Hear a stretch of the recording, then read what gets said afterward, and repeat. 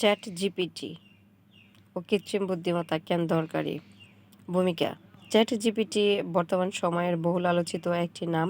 যুগ যুগ ধরে কৃত্রিমতা বর্জন করার আহ্বান শুনে এলেও প্রযুক্তি বিপ্লবের এই বিশেষ সময়ে চলছে বিশেষ এক কৃত্রিমতার জয়গান। সেটি হচ্ছে কৃত্রিম বুদ্ধিমত্তা। কৃত্রিম হলেও বুদ্ধিমত্তা বলে কথা। বুদ্ধিমত্তা এমনই এক অমূল্য সম্পদ যেটির কৃত্রিম রূপ হয়েও উঠেছে কার্যকর। ওপেন এআই কর্তৃক উদ্ভাবন করা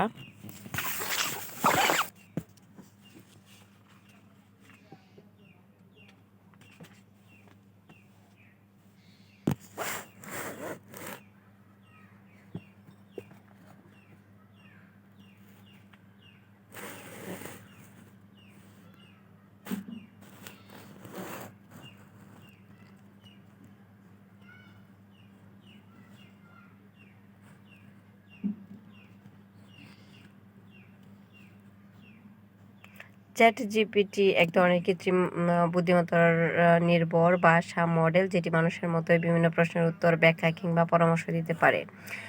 মেশিন লার্নিং। চ্যাট জিপিটি কৃত্রিম বুদ্ধিমত্তার গুরুত্বপূর্ণ এক ধারা। মেশিন লার্নিং ব্যবহার করে বর্তমান পর্যায়ে এসেছে একটি শিশু যেমন চারপাশের উদাহরণ থেকে দেখে শিখে, মেশিন লার্নিংও তেমন অতীতের ডেটা বা উদাহরণ থেকে দেখে শেখে। যে ডেটা দিয়ে মেশিনকে শেখানোর কাজটা করানো হয় সেটিকে বলা হয় ট্রেনিং ডেটা। এরকম কৃত্রিম বুদ্ধিমত্তা নির্ভর ভাষার মডেল কিন্তু এই প্রথম আমাদের সামনে আসেনি। বেশ কিছু মডেল অনেকদিন ধরে ভাষা প্রক্রিয়াকরণ এনএলপি কাজের জন্য ব্যবহৃত হয়ে আসছে। ট্রেনিং ডেটা যুক্ততা। চ্যাট জিপিটি 3 ভিত্তিক চ্যাট জিপিটিকে পূর্ববর্তী ভাষা মডেল GPT-2 এর চেয়ে কয়েক গুণ বেশি ট্রেনিং ডেটা দিয়ে প্রশিক্ষিত করা হয়েছে। মেশিন বা সিস্টেম এই শিখে ফেলা অংশটুকু মনে রাখেন বিভিন্ন গাণিতিক সম্পর্ক, সূত্র ও সমীকরণের মাধ্যমে, যেটি কাজে লাগিয়ে পরবর্তী সময়ে কেউ ইনপুট দিলে সংশ্লিষ্ট সিস্টেমটি আউটপুট দিয়ে থাকে। চ্যাট জিপিটির ক্ষেত্রে ইনপুট হবে প্রশ্ন, উত্তর হবে আউটপুট এবং সিস্টেম হবে চ্যাট জিপিটি নিজে। GPT-3 এর গাণিতিক প্যারামিটারের সংখ্যা 175 বিলিয়ন, যেখানে GPT-2 এর প্যারামিটারের সংখ্যা 1.5 বিলিয়ন। একবারে পুঙ্খানুপুঙ্খভাবে না হলেও এ প্যারামিটারের সংখ্যা পরোক্ষভাবে চ্যাট জিপিটির লার্ন করা বা শেখার সক্ষমতা আগের তুলনায় কতটুকু বৃদ্ধি পেয়েছে সেটি নির্দেশ করে।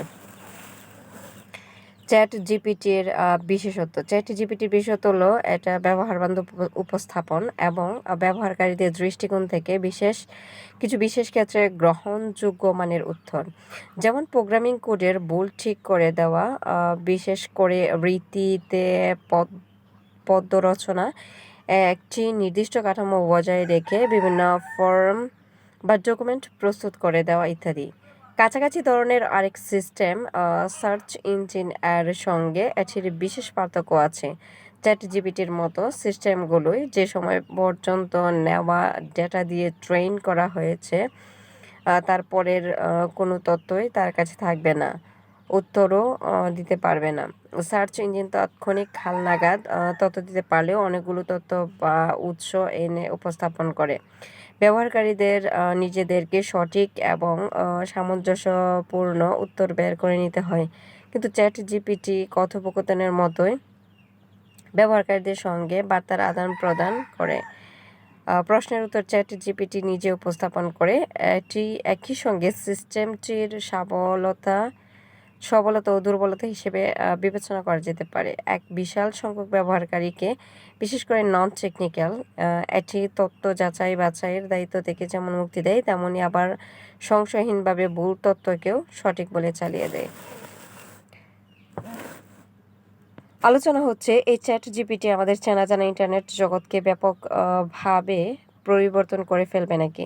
লাখ লাখ ব্যবহারকারী প্রতিনিয়ত এটি ব্যবহার করে দেখছেন, অনেকে অবাক হচ্ছেন, কিন্তু বাস্তবতা হলো চ্যাট জিপিটি আসার আগে ভাষা প্রক্রিয়াকরণ অন্য মাত্রায় পৌঁছে গিয়েছিল। বহুদিন ধরে গুগল অনুবাদ যে কয়েক সেকেন্ডের মধ্যে যে কোনো ডিজিটাল বই, ওয়েবসাইট কিংবা লেখাকে এক ভাষা থেকে অন্য ভাষায় রূপান্তর করে ফেলছে।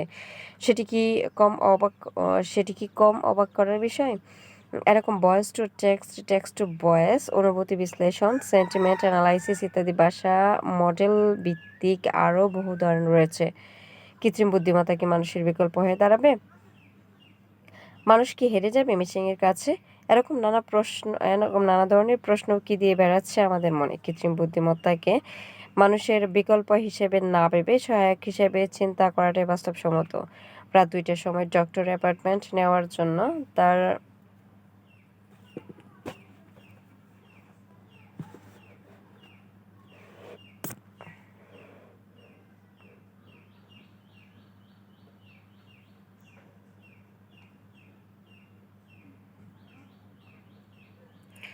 সহকারীকে বা টিকিট বুকিংয়ের জন্য ট্রাভেল এজেন্টকে ফোনে যদি না পাওয়া যায়, সে সময় কৃত্রিম বুদ্ধিমত্তা যদি তার কৃত্রিম কণ্ঠ দিয়ে অ্যাপয়েন্টমেন্ট করে দিতে পারে বা কম দামে টিকিট কেটে দিতে পারে, ক্ষতি কী? 10 মিনিট গ্রাহক সেবার লাইনে অপেক্ষা করার চেয়ে 10 সেকেন্ডে মেশিন যদি তার যান্ত্রিক ভাষায় অ্যাকাউন্টে কত টাকা আছে সেটা বলে দিতে পারে, ক্ষতি কী? প্রত্যন্ত অঞ্চলের হাজার হাজার মানুষের এক্স-রে, এমআরআই পরীক্ষা করে দেওয়ার জন্য বিশেষজ্ঞ ডাক্তার নেই। মেশিন যদি সে মেডিকেল ইমেজ দেখে ইঙ্গিত দিতে পারে কাদেরকে জরুরি ভিত্তিতে বিশেষজ্ঞের কাছে নেওয়া যাওয়া উচিত, ক্ষতি কী? প্রশ্ন এসেছে, শিক্ষার্থীরা তাদের অ্যাসাইনমেন্ট ব্যবহারের জন্য চ্যাটজিপিটির মতো সিস্টেম ব্যবহার করে ফেলবে কিনা। সেটা কি আদৌ চ্যাটজিপিটি থাকা না থাকার প্রশ্ন? সেটা তো নৈতিকতার প্রশ্ন, ঔচিত্যের প্রশ্ন।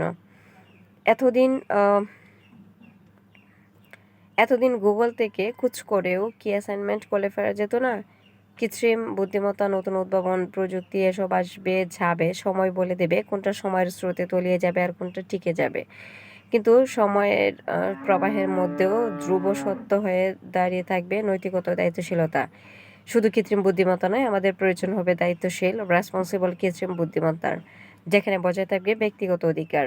আমাদের প্রয়োজন হবে ব্যাখ্যাযোগ্য, এক্সপ্লেইনেবল কৃত্রিম বুদ্ধিমত্তার, যেখানে মেশিন কর্তৃক নেওয়া সিদ্ধান্ত বা ভবিষ্যৎবাণী মানুষ বুঝতে পারবে। আমাদের প্রয়োজন হবে নৈতিক, এথিক্যাল কৃত্রিম বুদ্ধিমত্তার, যেখানে কারো প্রতি পক্ষপাত দুষ্ট আচরণ করা হবে না এবং সমুন্নত থাকবে। মৌলিক মূল্যবোধ আর এসব কিছু নিশ্চিত করা দায়িত্ব মানুষের, মেশিনের নয়।